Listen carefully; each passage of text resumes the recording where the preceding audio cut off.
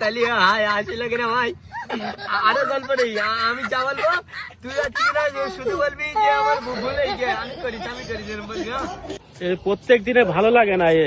এরা একটা বিধি ব্যবস্থা করতে হবে, নাইলে হবে না। মেম্বার সাহেবের কাছে দিতেই হবে আমার। আম্মু তুমি কি খাবে? আমি চকলেটের পিন্ডা দিয়ে খাবো। চকলেটের পিঞ্জে যে খাবে? ঠিক আছে, আমি নিয়ে আসবো আজকে। মেম্বার সাহেব, হ্যাঁ, আমি আপনার বাড়িতে যাচ্ছিলাম। কি বিষয়? বিষয় এই যে শাইনির ছেলে হ্যাঁ এই যা আরম্ভ করেছে, হ্যাঁ। এসে কিন্তু সহ্য করা যাচ্ছে না। বাড়ির মেয়ে ছেলে ঘর থেকে বাড়তে পারছে না, আচ্ছা। ঘরের চালে ঢিল মারছে। এ কি আরম্ভ করেছে, শাড়ি কাপড় সব ছিঁড়ি ফেলে যাচ্ছে। বলেন কি? ছিটছে শুধু বলছে বিয়ে করবো। এ কি এটা বিয়ে ব্যবস্থা করতে হবে আপনার মেম্বার সাহেব। মাথার সমস্যা আছে ছেলেটার। আর চাচা তো আমবাগানেই থাকে। হ্যাঁ, আমি ওখানে যাচ্ছি তোমার সাথে। হ্যাঁ, বাদ বাকিটা আমি দেখে দিচ্ছি। ঠিক আছে, চলেন, আপনি চলেন। আম্মু তুমি তাহলে এখানে বসো, হ্যাঁ আমি আসছি। তার বাপ বেটা কারো ছাড়বো না একদম। চাচা আসতে চলো, আমি দেখছি বিষয়টা।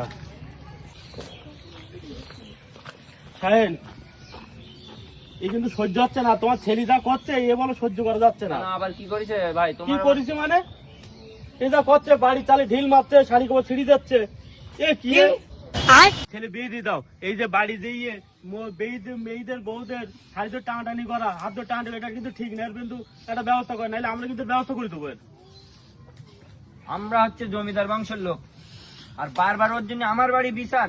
তোমাদের কিছু করতে হবে না, আমি ব্যবস্থা করে দেবো। ওর আজকে মেয়েরই হার বেশি খাবে।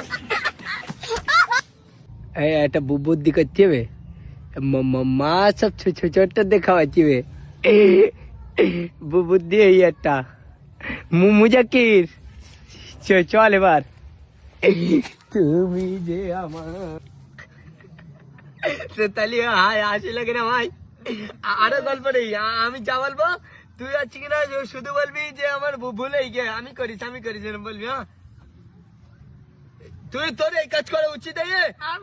তুই মেজান চাচার মেয়ের হাত ধরি টানাটানি করেছি।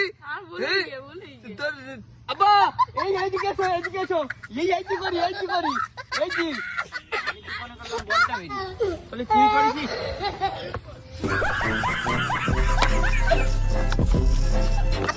আমি কাটে মারবো। আমি কাটে মারি।